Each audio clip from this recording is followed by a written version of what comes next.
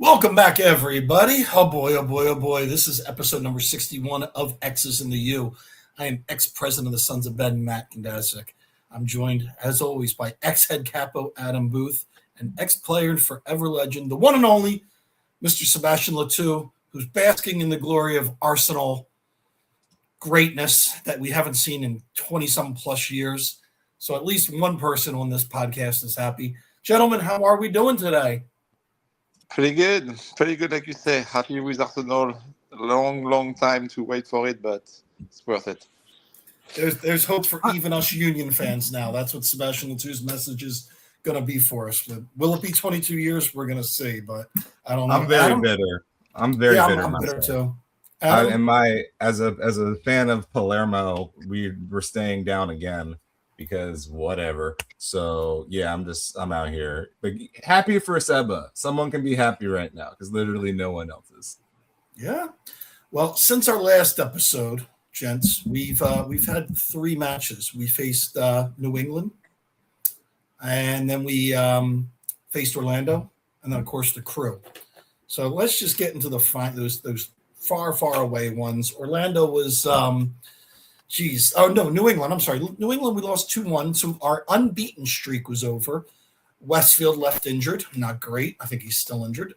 Cavan looked pretty good, and we still can't convert shots to goal. And Seba, were you doing that game? I can't remember. It feels so long ago. No, I was not there. I was in baby duty. Duty. Yes. Helping. That sounds like the Union's offense, baby duty. Yeah, no, it was not the best offense for sure in that game from the team. We got a goal, but it was an own goal too, so you can see like how the struggle was coming. We got goal offered by the other team, but yeah, it was a tough game for the Union. Like losing like that, not the best one of the season for sure. Yeah, and then we can just wrap that right in, Adam, till we faced Orlando midweek match, 4-3 loss. So we start scoring goals, but the sad thing is Orlando had possessed the league's worst defense. You got Milan scoring, Cavan, and Bender time. I mean, did Ben Bender overshadow Cavan Sullivan's first MLS goal with Bender time? Absolutely not. Absolutely not. What are you talking about? Crazy man. Crazy man. I mean, Bender gives the assist to Cavan's goal. That was good. Yeah. And that game itself was pure chaos, and the fact that you lose that game is so Union, but the fact that you come back in that game, is that the best game we've played all season? Does that qualify? Even though I don't know if it's the best we've played. It's just we've never had one complete game. It's been one half good, one half bad, one half good, one, and it's just flip-flop. We've had time. It was the best offense of one half. Yes. Yeah. Okay. I mean, we're grading on a curve this year, so I mean, like that might have been okay. Well, that's the best offensive half for sure. But it's away. Like what is tough is like you score 3 goals away. How can you give up 4? Like, I mean, like you want to win a game away. Like usually it's where you have to be better. So the defense was really not that good. I think this game could have finished like 8-5 because we hit twice, the post and crossbar. It was a lot of like good stuff, but yes, the defense was so many mistakes. It was not good. I thought I was watching the St. Louis Rams and Kurt Warner throw deep balls down. Like, how many times can you get beat by a deep ball in professional football? Like, I swear to God, I was having flashbacks of, the St. Louis Rams playing the greatest show on turf while we're down in Orlando. Like, it was just, and the defense really hasn't, knock on wood, been the problem, but it certainly was the problem against Orlando. It's so weird on when this team wants to progress and regress. It's like when you have like water in a half empty bottle. Wherever you push the water, the bottle tilts. Either we're going to be heavy on defense and offense is not going to exist, or we're going to be offensively savvy and then we're going to let a goalie score on us in the last second. Like that's kind of where this team is at. It's like once it gets its mojo, it forgets everything about playing defense. But once it's like defensively stalwart, it has no idea how to get the ball upfield. And it's it is borderline perplexing to watch this team try to put together 90 minutes of soccer because they look lost half the time. And then by the time they get it together, they're either already down 2-1 or, still can't figure out how to get through some of the most mediocre goalies in MLS, if we're honest. People ask me like, oh, what's wrong with the team? And I'm like, if I knew that, I'd be coaching at Man City. I'd be Pep's replacement. I can't put my finger on it. Seba, you're coaching now. Could you put your finger on it? Because it's not one thing. It's multiple things, and it keeps moving all around on what is wrong with this team. Yeah, it's definitely multiple things. I feel like, between if you take, the defense or the offense, there's like stuff to get better where, I think in some game we see they got better, but there's not a lot of consistency. It's hard sometimes for guys to always perform well. You have, in any position of last season, I don't think like any of them are playing at the level they were last year. And you play against team who know yourself, like they know the Union better as well too, so they can really have a game plan to make it even more difficult for them. So then, you get frustrated as a player. We don't really play together. There's new guys coming in a team who need to adjust. You lost like 3 or 4 kind of like bigger player, more experienced player off season. You replace them with a lot of young guys who didn't show or know anything about the league. So it takes time to kind of like get the right formula. But yeah, it's a lot of different things. It's hard, like you said, to put a finger on and what is going to happen, each game. But for me, just talk about the offense. When you have like 2 guys like Damiani, whose second season didn't have a goal yet. Same for Alado, who just come into the team. Milan, who is able to, get a couple of goals, for the team. But, still, I think we know that Milan can even be better than what. But like the service, the guy received, it's been interesting. Like the defense, I don't know how many times we have played with the same back line, from the first 14 games.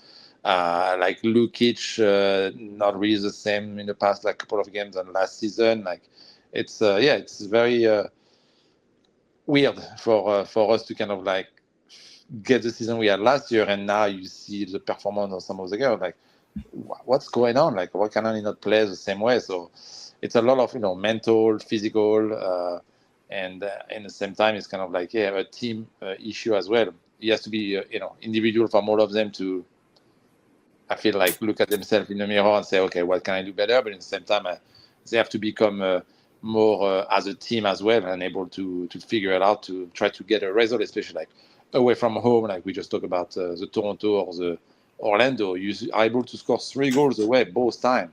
You cannot give up 4 goals. Like it should not happen. But this is not even just about soccer. It's about commitment, being all together, and do the little things that at the end give you the 3 points. But right now we are not doing it. I feel like any mistake we do, it's like a goal against us. So it's tough to kind of like put the finger of what exactly we should get better.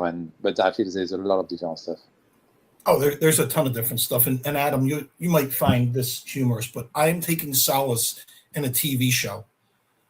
I started watching the 5th season or 4th season of Welcome to Wrexham, and we already know the result. We know they didn't advance to the Premier League, but they finished in 7th place. They almost made the playoffs, but I forgot, because it was September of last year, that they started off horribly. That they started off because they got all these new players in to try to compete in the Champions, and they were talking about firing Phil Parkinson with 2 or 3 games in. So I was like, wow, well, maybe this is a parallel with the Union. We got new players, and like the Disney TV show, they're going to turn it around, and it's going to be happy days.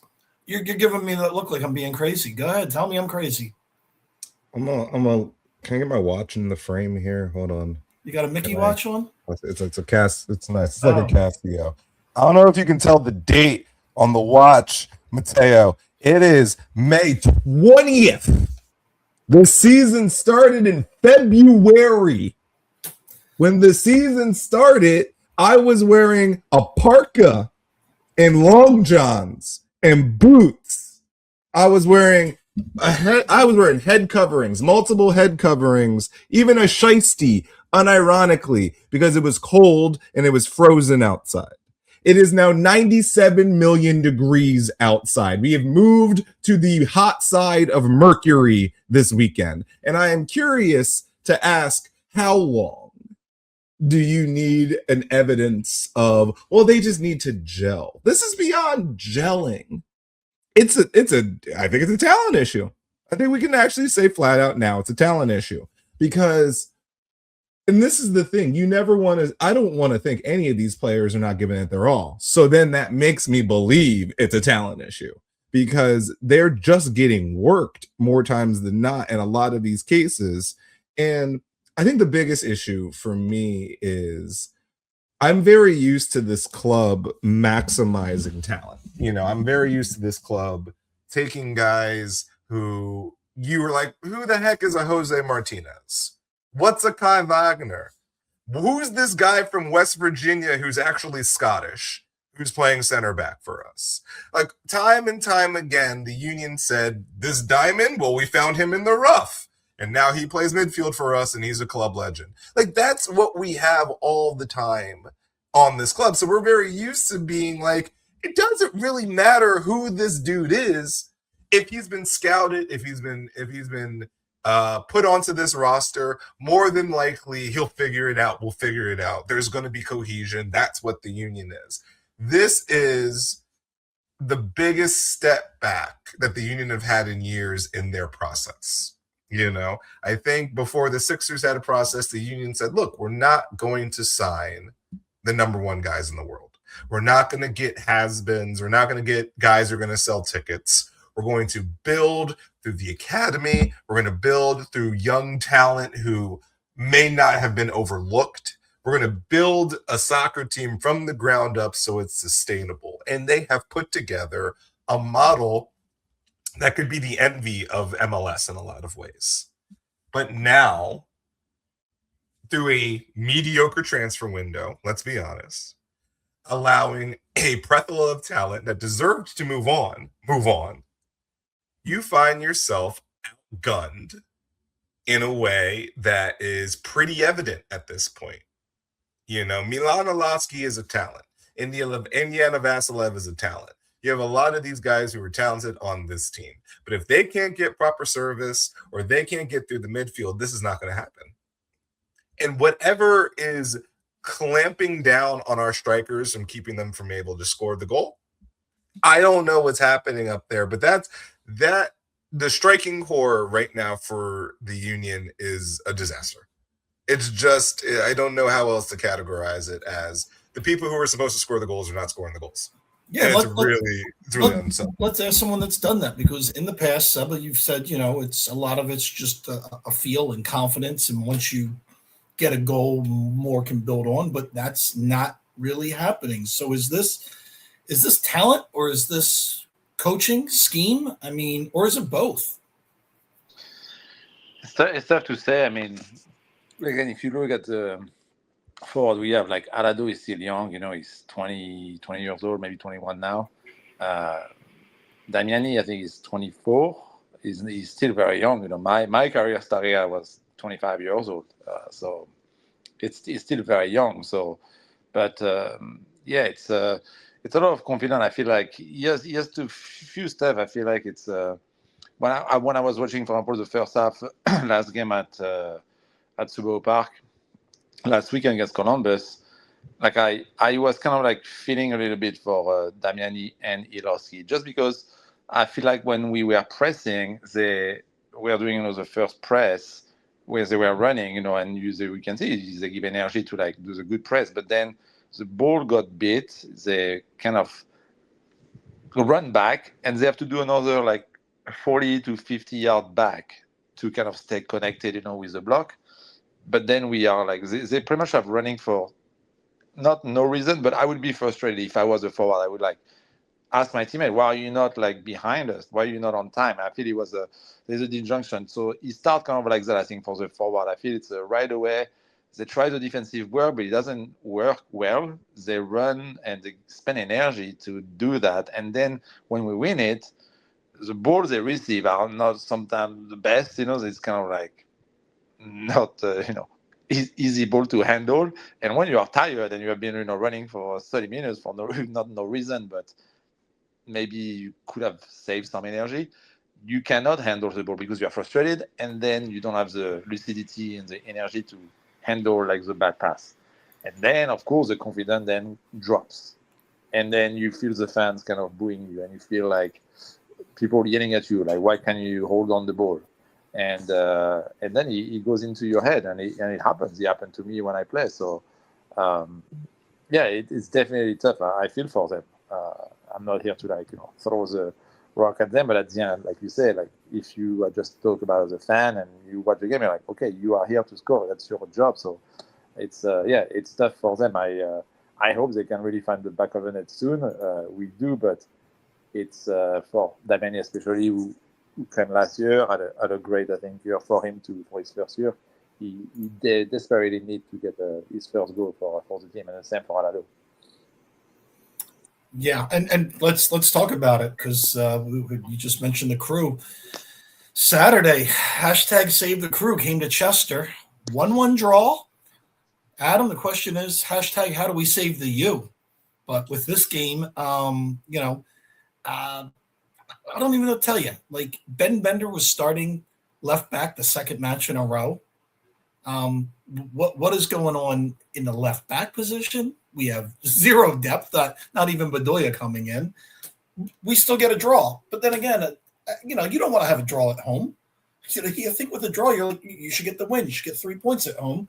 So again, save the U right now is what we're looking for. But Adam, what were your thoughts on the Columbus game? And then Seb and I'll give our thoughts on that match. I mean, I just thought it was kind of sluggish.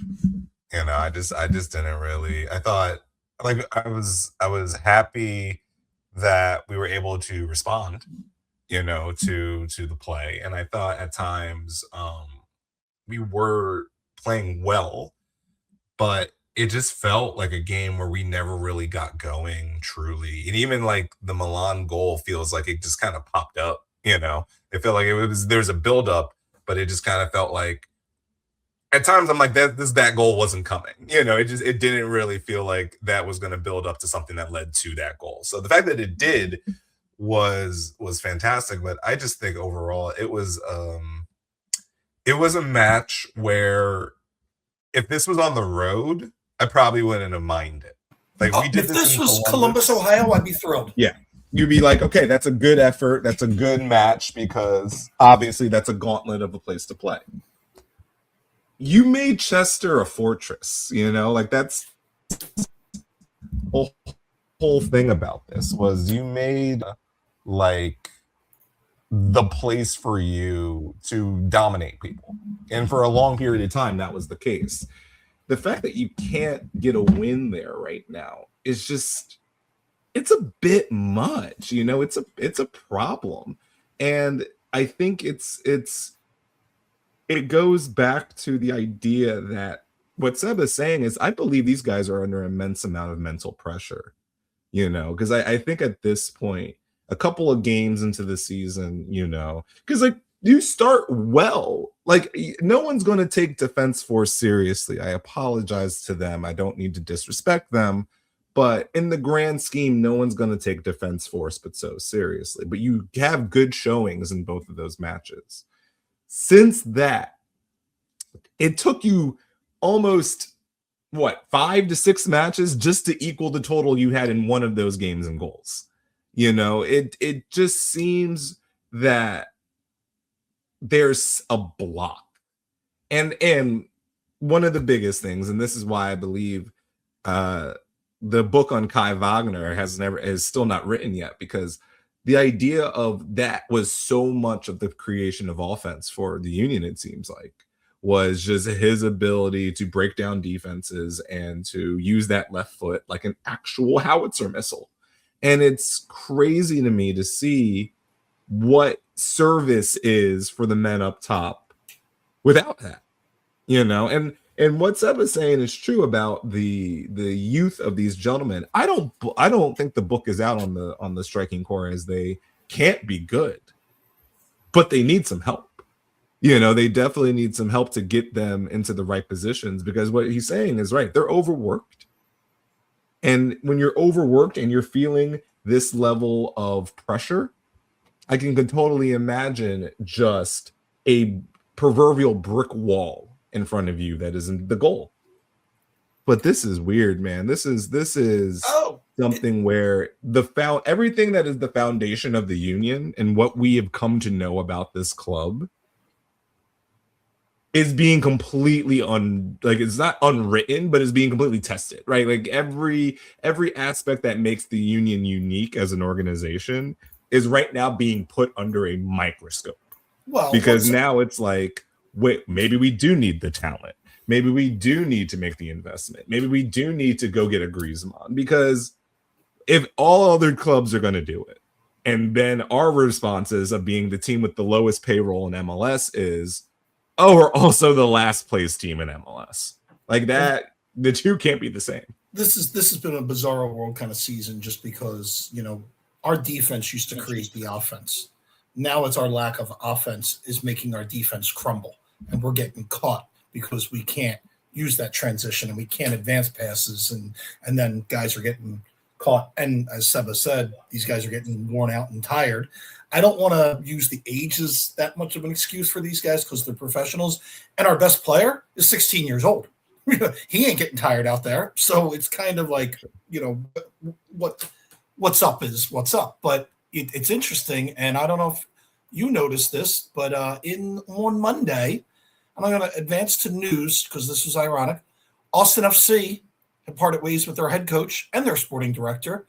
And apparently after the Union had a draw with after Columbus had a draw with bottom of the barrel Philadelphia Union, the Columbus Crew opted to make a change on the sidelines by removing their head coach.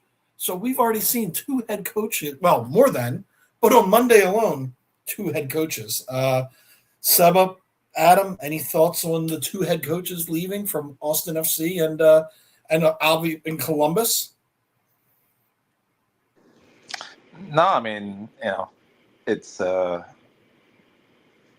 decision from the club, but I'm not there. I don't know what's going on and what was the expectation or was say, from the ownership group or whoever, runs the team. So it's where they want to be. I feel like they spend a lot of money. I think Austin spent a lot of money in their, signings this year, and they are not where they, I think, wants to be. And Columbus, after winning the title, the same. I think they spend a lot of money as well.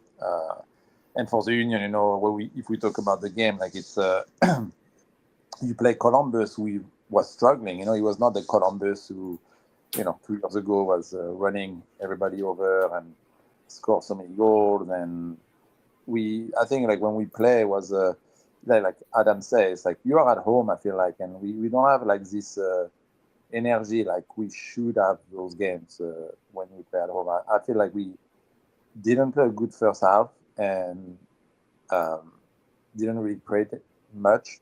And then in the second half, I think the coach did a good job tactically to change and put the line higher to press, change a little bit like the position of Denley and Vasilev, dropping number 6, and Anello coming in, give another option, as well offensively. So second half was so much better. But I just would love to see like as a Union fan and how we know like how this stadium is all about. It's about passion, about energy, and I didn't really see it in the first half. I saw guys running and everything, but I don't know why. It's like I like to see more. I think to see like right now we have nothing to lose. We are dead last. I want to see like the fire like going into the guys and not being. I'm not saying like fire being stupid and getting red cards like we saw and everything. It's just like the energy you want to feel in the stadium, and we have some sparks here and there, but I would like to see it like from the beginning and not, reacting, because I feel like we give a bit too much respect to Columbus because of who they maybe were, and we didn't like jump on their throat, from the whistle to make them like struggling, because they are struggling, and like you saw, they are firing their coach after that game because they didn't win. So it was kind of like the only thing for me. I would have loved to see it's like from the first whistle to to be pressing and hard. And, if they beat us like the way they play, with the possession, which they do, they never play long balls. They just try to play through you. Okay, you applaud, just like, okay, you beat us. But I think we were a little bit too much respect for them at the beginning. And again, we get back to that theme. It's a tale of two halves. And Adam, this is for you. As a fan, how tough is it to get up for it? I mean, I was sitting in front of the river end, and the first half was not great performance by the Union, not great by the Sons of Ben. The second half, oh boy, maybe people got a little lubricated at halftime. I'm not sure, but it was a different environment. And, what can fans do? Can they do anything? Can they fight their way out of it and help the team? Or is it too much to ask if you don't see the effort on the field? To answer your question about what happened to the managerial system in both Austin and Columbus, I think those are tale of two clubs that had expectations, and two clubs that are cosmically intertwined for the rest of forever. But Austin has not capitalized on a lot of momentum that they started with. Austin came in like a hurricane. I think it's almost a common occurrence these days that the expansion side comes into Major League Soccer like a wrecking ball. When it dates back to when New York City and Orlando came in, when Atlanta came in, with San Diego last year. It just seems like expansion sides. So St. Louis a couple of years ago, they come in like wrecking balls because in that first year, you want to make a great impression. You want to set your fan base up for the future. You want to create something that says to your people, we're here and we're not here just to participate. We're here to win. I think that shine has worn off in Q2 Stadium. And I think that was necessary that if they want to win and compete, even in their own state, they got to make a move there. And I think the expectations of Columbus are very high. I think when you allow your manager to move on to Celtic, because of that's how good of a manager that he was, even though he only had a 33-day tenure, it shows that there is a high level of expectation at Columbus. I would say of the original MLS franchises, they're probably the most consistently well run, and they're probably one more consistently to the top. So I think they were saying to themselves, it was definitely time for a reset if they're not, in their usual position, which is in the top 5 in the Eastern Conference. So I'm not shocked by either one of these moves, given how I followed their progress this season. It makes sense. And I think sometimes those shakeups are necessary for the process. All right, before you get to question number 2, do either of you think this is going to foreshadow a change during the World Cup break for a certain team that we support, whether it be sporting director or coach? Do you think we're going to have a change during this break time? Either of you, what do you think? Nope, you don't have to name names, but do you think we're going to have – yep, Adam, you think one or the other is going to be gone? I think something probably happens, especially if the last few matches before this break do not go well. I think. I mean, and it's tough. It's tough. Or the last match. I mean, it's tough. It's Miami, right? Yeah. So it's Miami in Miami. So it's tough to be like, let me gauge this. But if that's like a disaster, like if that goes like horribly wrong, like what are you gonna tell your fan base otherwise? Like what is the message to Philadelphia? It's a city that, if you are a 5-for-5 sports fan, is reeling with their other teams right now. What are you telling them, the people who support the Union as well? Yeah, we're punting this season, basically. Like we're done. We're not gonna try to truly compete. Seba, I don't know. Yeah, Seba, same question. Do you think, after we're seeing Austin get rid of both leaders of their club and Columbus getting rid of their coach, do you think we're going to have some sort of change during the World Cup break? It's going to be after June 1st. Do you think we're going to have both of these guys returning? I don't know. It's tough to say. I don't think so. I think, like Adam was saying, I think the expectations are different, this season for the Union.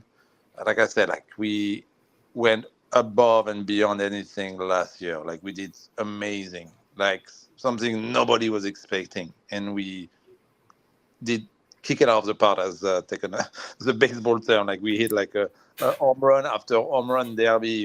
It was a Union last year. Yeah. and nobody like expecting it. Pretty much. I feel like if you switch, you would have maybe get last year the season we are doing now, and then next year, this year would have been last year, but we kind of like switch it. So yeah, it's definitely imagine like us and like all the fans, like you see everything is so good and rainbows and fireworks at every game, and you can lose at home, and then the next year this happen. It's very hard. I definitely get it, but I feel Bradley and the coaching staff did a lot, last year to prove what they can do, and now they have a different type of, dilemma to deal with. So I feel like it. I don't see a change happening just because the expectation of this year was not maybe as big, because he already like proved. So and the fact that yes, we were not the team. If we had spent 50 million or 20 million in signing, different story. But we did not, and like you say, we replaced the guys we lost by maybe, not as good as a player, or like we try, and maybe we didn't have as much time to get a better replacement. So, but it's a work in progress because all the guys we took are still young, and I feel like we can develop them to maybe have a great season, at the end to finish well, or the following year. And I have notes for towards the end of this that I want to discuss the salary got released and everything, and we can talk about that. But I want to go back to that first question, that question a little bit ago for you, Adam. I said I was there, River End, listening to it. First half, energy wasn't there. You could feel it even coming in. I mean, people were like down on the team beforehand. And then, of course, second half, then everybody's into it. And it felt like old school River End. It was the first time in a while. So as a fan, as a capo, how hard is it? And whose responsibility? Is it the fans' responsibility to get the team going? Or is it the team's responsibility to get the fans going? Vice versa? What can we do as fans? Is there anything we can do? Look, I don't want to speak on behalf of everybody, because I think I view a lot of this stuff differently in my old age of 36 now, as I did when I was a little bit younger. And I know Sebastian understands, coming from Europe, that this is a different, the supporter culture in America is different. Mm-hmm. It is in a lot of ways mimicking other supporter cultures. Like, it's a hybrid of Latino culture with British culture, I think, is the best way to describe. And not well done, not at its best. I say that there's certain supporters groups that are phenomenal and some that need some work. And the thing about us in Philadelphia is I think we are a particular type of fan base where we have optionality. So if the union are not working well for us, even with the most diehard union supporters, there's other things for us to do. So we're not going to be like, yes, let me go sit in Subaru Park in 90-degree weather and watch us possibly draw Columbus, as opposed to maybe going to the Shore or going to a Phillies game or doing something else. So I think when you get to this level of what is borderlining sounding like apathy, as opposed to even anger, it's on the club, I think, to do something. And I also believe that, let's be honest, if I believe anyone gets moved on from, I don't believe it's Bradley. So that's kind of my philosophy on it. So I believe if any move happens, it's probably Ernst, and because of a lot of circumstances. But I don't even think that might not happen. I think it may, but whatever. I digress. What I really think is the fact that when you have this situation right now, this supporters group is a really unique supporters group. And this fan base is very unique because it is choosing you every single time. Like, the people who choose to go to Chester, Pennsylvania, are a different type of sports fan in Philadelphia. It is not an easy place to get to. It is not in a place where a lot of people live naturally, that of the fan base. And it is a place where it is not a sport that is super popular in this region enough to overthrow the market share that is the Flyers, the Sixers, the Phillies, and the Eagles. So we're not a Seattle or a Portland where it's like, yeah, we're big enough of a club where our supporters are going to be here regardless, and that's the core of it. You're going to have the core fans of the Union who are always going to support this club, and they're going to be there day in and day out, holding on to their 300 match streaks and all that. That's not going to happen, or that's not going to stop. But if this is the continuance of how this team plays, yeah, you're going to lose a lot of the momentum that you were gaining in this city. You're going to lose a lot of the casual person who was like, oh yeah, I was checking in with the Union a year or two ago. They won something and now they haven't won something in months. That it's going, you want to believe that a supporter's culture is there regardless. And it should be. And you should be cheering, you should be singing no matter what status your team is in. That's the idealism of it. But the fact of the matter is, and especially in American sports, that's not the case. People were talking about the 76ers and how the Knicks took over their stadium. And my response was, that was a bad look on Philadelphia. But also, how do you convince Philadelphians on Mother's Day to spend all of that money to watch their team get swept? In a series where they looked obviously outmatched. Yeah. Some people call that a lack of fandom. Other people call that intelligence. And that's kind of where I'm at with a lot of this. I'm like, I don't bemoan the Union fan who is a season ticket holder who says, I'm just gonna go do something else today. I don't blame them. And that's a problem. That's why I asked the question, because I feel that way all the time. I have this internal conflict. And Adam, you were at the Men in Blazer show with that, and Jordan Mailata was a guest. And I'll get to you, Seba, to chime in. But he made a really weird point. Well, not a weird point, but it's something that Jason Kelce told him years ago. And Jason Kelce says it all the time, that if you leave it all out on the field, the city of Philadelphia, the fans will love you forever, which I think is true. But it's funny, though, that when we're not performing well, maybe we don't. And I don't think it's an effort thing. So I think fans like us should put the effort in. So my question for Seb is, as a player, and now you're doing the announcing, you can feel the energy in the field. You think the fans could actually really make a factor and help this team get over whatever the hell's wrong with them and give them a little confidence and a boost? Or is it on the players to keep the fans engaged the entire time? No, I think the fan has the biggest role.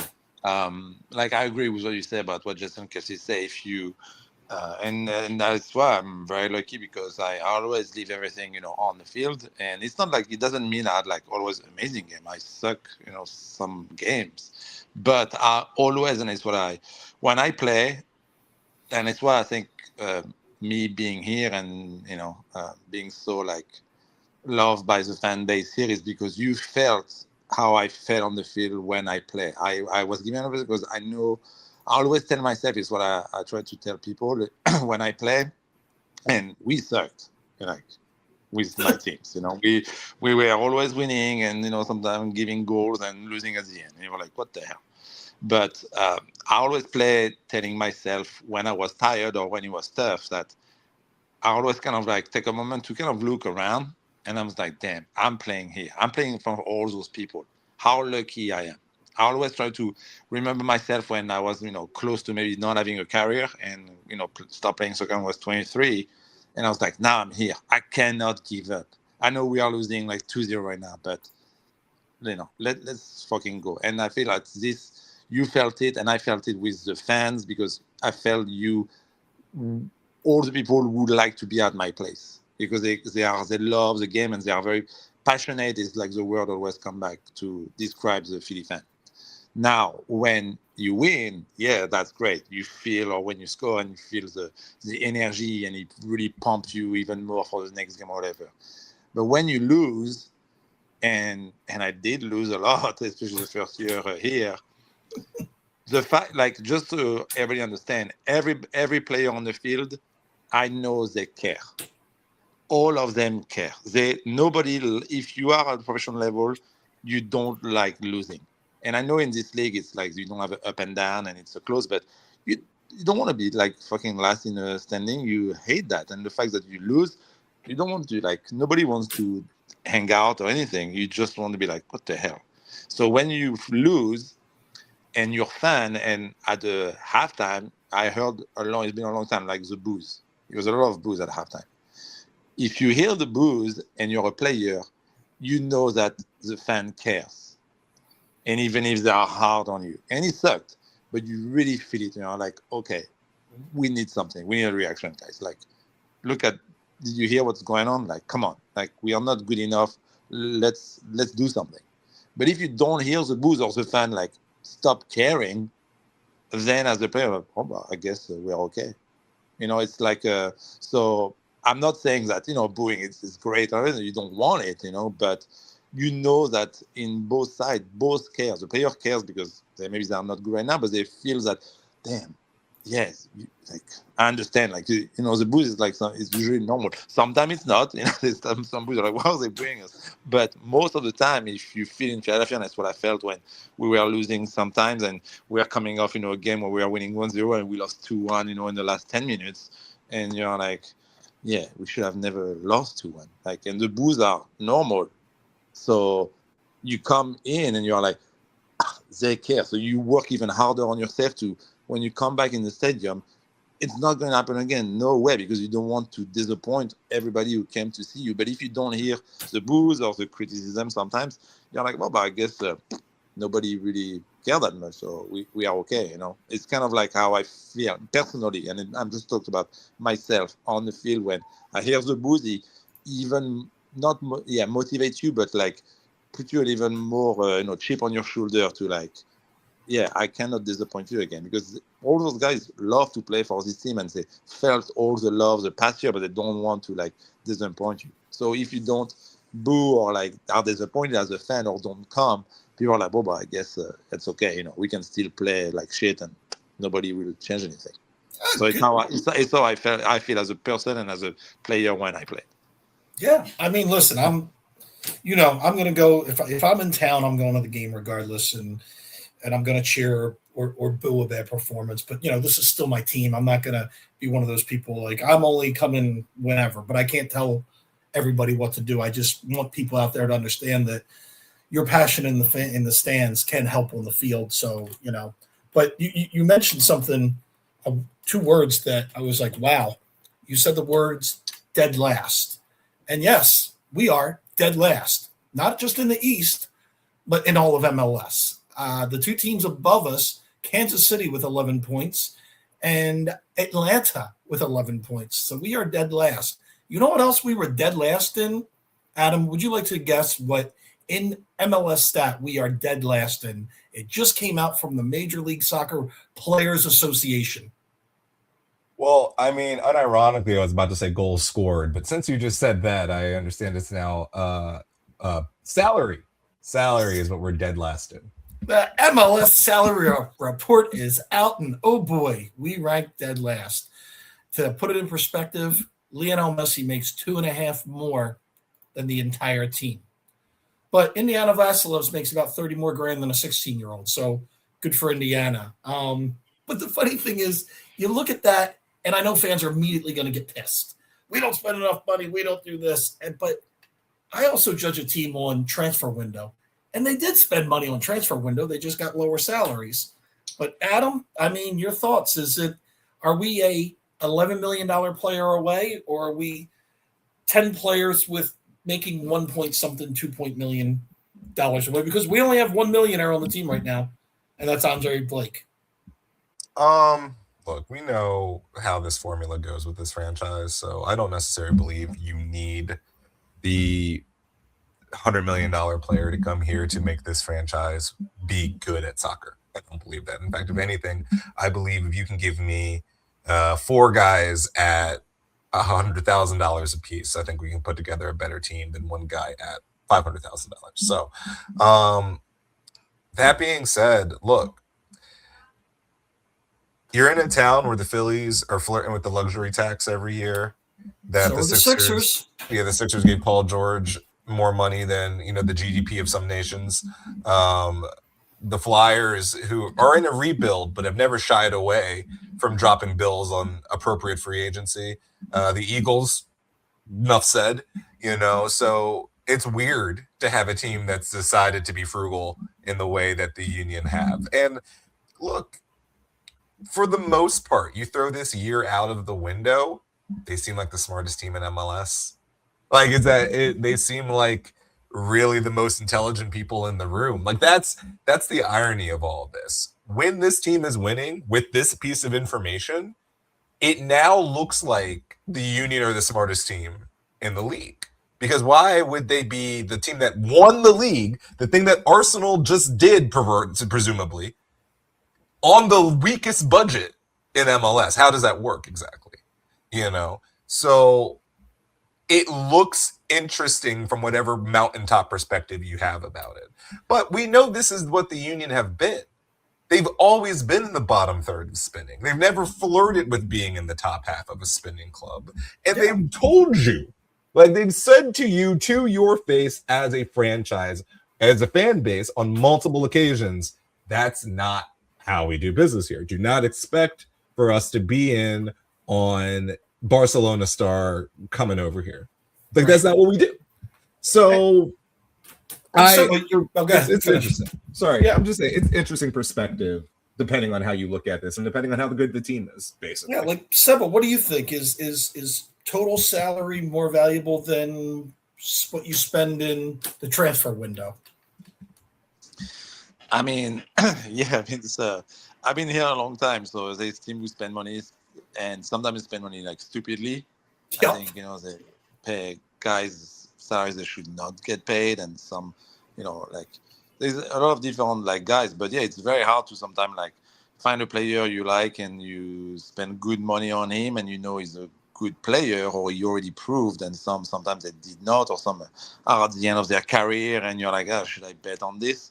It's tough, but as being with the Union for Online, we all know, like Adam said, it's not the philosophy of the ownership group right now. So, no, I mean, I'm not surprised about the salary, for the Union. Can he be smart? Yeah, we don't spend that much money, and right now, but we are last, so that's okay. We cannot be mad if we, if we spend another extra 40 million, and you are last. Now, okay, we have an issue, bigger issue, but. Yeah, I think we can still get result with the team we have. It just we are doing is if a player is getting better and better, and now the team will want him, and it's where you do a transfer. So it's what happened now last year, with the guy we lost. Well, I know it's complicated, and to make it more complicated for the upcoming World Cup break, we have just one more game.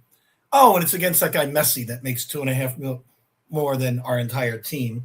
So I want to get your guys' thoughts on the Miami game, and then we'll wrap it up with a little bit of what's happening in the world of soccer between the World Cup and over in Europe. So, Seba, I'm assuming you're on dad duty, so you're not going to be in Miami for the Messi game? I will be there. My game back. Oh, yes. You're back. Look at that. Bouncing back. I mean, some people the team needs to learn from your work ethic. Or you just wanted to get a night's sleep, one or the other. But what are your thoughts on this upcoming game against Messi and company? Can the Union snatch a miracle and we all go on the World Cup break on a high note? What do you think? I think it could be possible. I feel like we play, but first time we play in their new stadium, which will be a different side for the guys, for the players, which is always nice. I think Miami at home have been good, but they, lost as well. I think it took them a long time to get their first win in their own stadium. I feel like it's kind of like a team like Orlando, very good offensively, powerful, like you said, with Messi and, Berterame and like all of their good offensive player, and then their defense is struggling. So it could be a game with a lot of goals. I don't know how Messi is in his head right now, like the last week before the World Cup, kind of like camp starting for him. Are they going to think, we can just take it easy, we are playing the last place of the East, we don't need to play everybody, we can rest, make some, turnaround in their team? It could be, but if the Union, I think, focus on them and try to have a good game, remember, we can make maybe a surprise. Or it can be the attack and we are like struggling, and maybe it can be tough. For me, I think the defense need to be much sharper than we have been past couple of games. And if we can, just have a great game plan, not let Messi, run around us, it'd be great. Adam, your thoughts on Messi 2.5 coming in? Or are we going there? I would just say that, like, if this was any other podcast, especially like a Miami-based podcast, they probably would say this is a trap game. Because I think all of the factors going into it make it a possible trap game. You have right before the World Cup break, several members of the Miami team will be playing in that World Cup. It is a team that did finally get their win at home, so they probably have that monkey off their back. They might take it a little more laxed. And this is a prime time for the Union to just come in and smash and grab a W. I truly feel that, if this is going to be a moment where the players kind of rally and play for, a moment and some pride and in the moment, and to probably at least get some momentum going into the break, ironically, Miami might be the opponent to do it at. I actually believe that this might be a good opportunity for the Union to actually at least get a point, and if not, possibly, smash or grab. Because what Seb is saying is right. They're not a good defensive team. Miami has been leaking goals a lot this season. And, if you want to get on track, this might be the team to do it against. So the irony of it being literally Lionel Messi and the best team in the world, but this might be one of your better opportunities to catch somebody off guard and, possibly climb up the standings a little bit. But truth be told, I think we know why Seba's maternity leave is over. Yeah, he was going to pass up an opportunity to go to Florida right now after being a father for several weeks. He's like, "Oh, babe, I'm sorry. I got to go to Miami. It's work.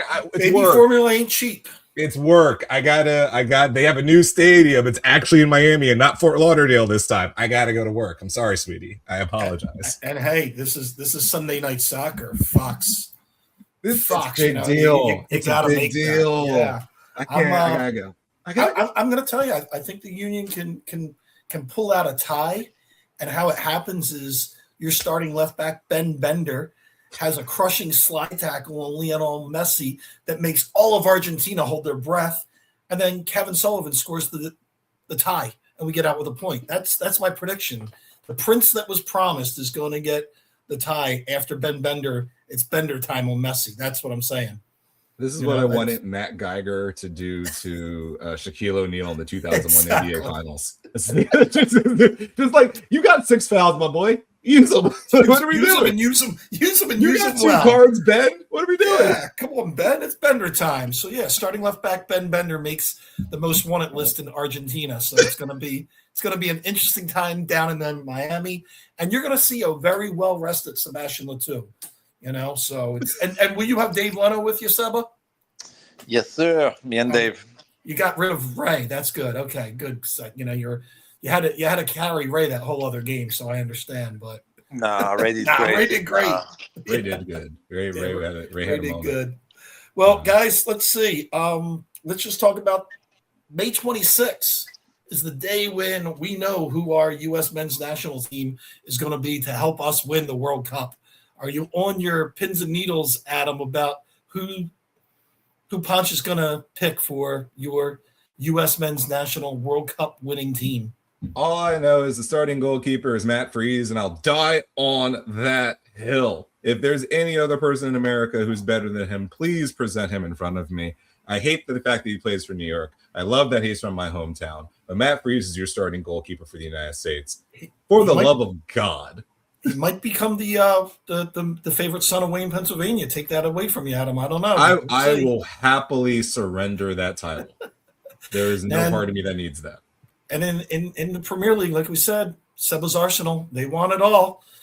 There's so many jokes we can't use for another 22 years, but they did it. Congratulations, Seba. Congratulations to all you Arsenal fans. And what you did is you chased Pep out of the league because it looks like Pep's gone. So, good for you, Seba. Good job on that. And last but not least, Adam, one of our good friends, personal hero of both of ours, is back in Espanol. Jose Mourinho is going to be the coach of Madrid. So that's what's happening in the world. Lots going on that's not involved with the union that we can, laugh about. So, Seba, why don't you give us some words about Arsenal? How do you feel? I feel great. It's been a long time coming. Been disappointing a lot the past couple of years, but finally did it. And it's great. It's nice to be an Arsenal fan again for all the guys winning since 22 years, since the Henry Bergkamp times. But no, it's great. So it's a great year so far for me. I just became a dad. Arsenal won. It's PSG against Arsenal in the Champions League. So no matter what, I'm happy. And France might win the World Cup in America. Who knows? It's like.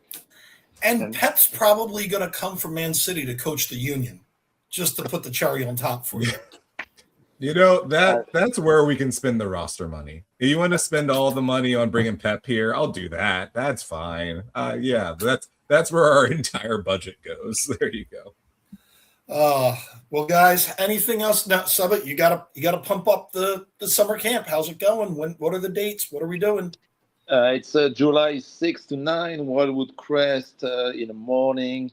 Still some spots, so yeah, sign up. It's on my social page, the link and everything. So yeah, looking forward to get a lot of fun kids and having fun with them for a little week of vacation / playing soccer in the morning.